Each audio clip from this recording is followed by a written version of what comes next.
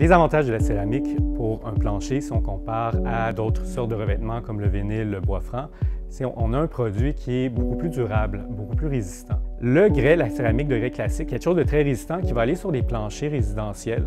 On va essayer d'éviter par contre le produit à l'extérieur ou dans les endroits commerciaux ou au trafic. La porcelaine, c'est une céramique beaucoup plus solide en fait que la céramique classique. On a un produit qui est cuit à une beaucoup plus haute intensité, donc c'est-à-dire beaucoup plus dense. Donc, on peut se permettre de mettre sur des planchers au trafic, des endroits commerciaux, industriels, à l'extérieur également.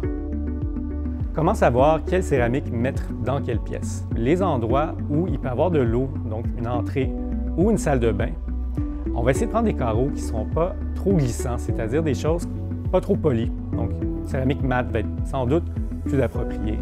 C'est sûr que si c'est vraiment le look qu'on cherche, bon, un petit tapis en sortant de la douche ou un tapis à l'entrée peut faire l'affaire. Si on parle de la cuisine, une imitation de pierre naturelle, ça va être beaucoup plus facile d'entretien qu'une pierre qu'on doit appliquer un fini, un scellant, disons à chaque 2 ou 3 ans. Lorsque vous êtes prêt à faire l'achat de votre céramique, toujours pensez à acheter un pourcentage supplémentaire pour les coupes, pour les pertes, si jamais il y a des carreaux qui se brisent lors de l'installation. On parle en moyenne d'un 10 à 15 % d'achat supplémentaire. Au niveau des prix de la céramique, on a les carrelages qui sont de format plus classique, 13 par 13, 12 par 24, qui vont être un peu moins dispendieux, alentour du, je vous dirais, 2 à 4 $ le pied carré.